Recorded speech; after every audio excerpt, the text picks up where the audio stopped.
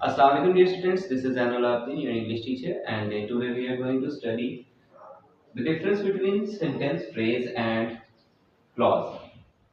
So students, what is phrase? First of all, what is phrase? अब language में जो कुछ भी होता है हम सिर्फ उस चीज का इस्तेमाल अपनी बात को आगे तक कन्वे करने के लिए इस्तेमाल करते हैं, ठीक है। फ्रेज क्या है? Phrase is a group of words that works together as a unit but do not have both subjects and verbs.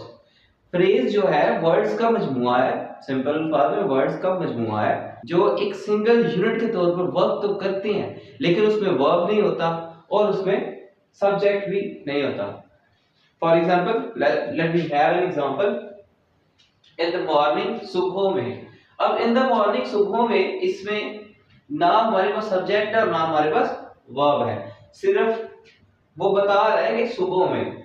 इसके कोई मीनिंग नहीं होते, कोई मतलब नहीं होता कि ये आया कि वो अगला बंदा कहना क्या चाह रहा है, हम समझ नहीं पाते उस चीज को। Second, under the table.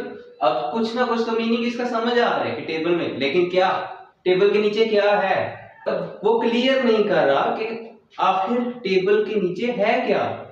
सिर्फ under the table is just a phrase. So next one is clause. Clause is group of words that has a subject and a verb. अब clause ऐसा words का मजमुआ है जिसमें subject भी हो और verb भी हो। इसके दो टाइप्स हैं और ये जो है और ये जो क्लॉज है ये कुछ हद तक अपने अल्फाज को अगले तक कन्वे करने में कामयाब भी हो जाता है। सो क्लॉज की दो टाइप्स हैं, डिपेंडेंट और इंडिपेंडेंट। इंडिपेंडेंट कौन सी क्लॉज है? She is dancing. कुछ हद तक समझा चुका है लेकिन अब हमें मुकम्मल जुमला, मुकम्मल सेंस तो नहीं दी ना इसे। Second one is dependent clause, because she is tired. क्योंकि वो थकी हुई है। क्यों भाई, क्यों थकी हुई है? इसकी रीजन बिकॉज उसने कहा है इसलिए वो थकी हुई है, लेकिन क्यों थकी हुई है ये हमें उसने नहीं बताया। अब डिपेंडेंट और इंडिपेंडेंट क्लॉज जो है मैं एक और वीडियो लेक्चर में आपके साथ डिस्कस करूंगा। So let we move toward sentence. A group of words having subject, verb and complete thought, जो वर्ब भी रखता है, सब्जेक्ट भी रखता है और अपना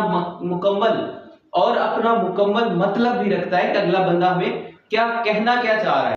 for example, sun is shining, I love reading books. Sun is shining, सूरज चमक रहा है। अब इसमें हमें कोई भी डाउट नहीं रह गया, ठीक है।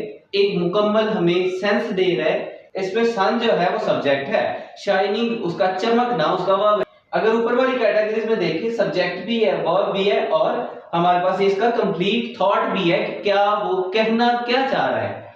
So next is I love reading books, मुझे किताबें पढ़ना पसंद है। अब मुझे, मैं, आई, अब ये जो है ये हमारे पास सब्जेक्ट है और किताबें पढ़ना रीडिंग ये हमारे पास वर्ब है। सो अब इसका कंप्लीट लेक्चर का एक कंक्लूजन के अगर आप कहें कि शॉर्ट फॉर्म में इनके अंदर डिफरेंस क्या है तो मैं बताता चलूं आपको कि फ्रेज के पास सब्जेक्ट नहीं होता, वर्ब नहीं होता और ना ही वो कंप्लीट थॉट देता है, ठीक है। उसके बाद क्लॉज है, क्लॉज के पास सब्जेक्ट होता है, वर्ब भी होता है और बाज़ औक़ात ये अपने कंप्लीट थॉट्स देने में कामयाब हो जाता है लेकिन बाज़ औक़ात अपनी कंप्लीट थॉट देने में ये नाकाम रहता है। अब नेक्स्ट सेंटेंस क्या है? सेंटेंस में सब्जेक्ट भी होता है, वर्ब भी होता है और वो एक कंप्लीट थॉट देने में भी कामयाब होता है। So students, that was our today lecture. Hope you learned well. Thank you.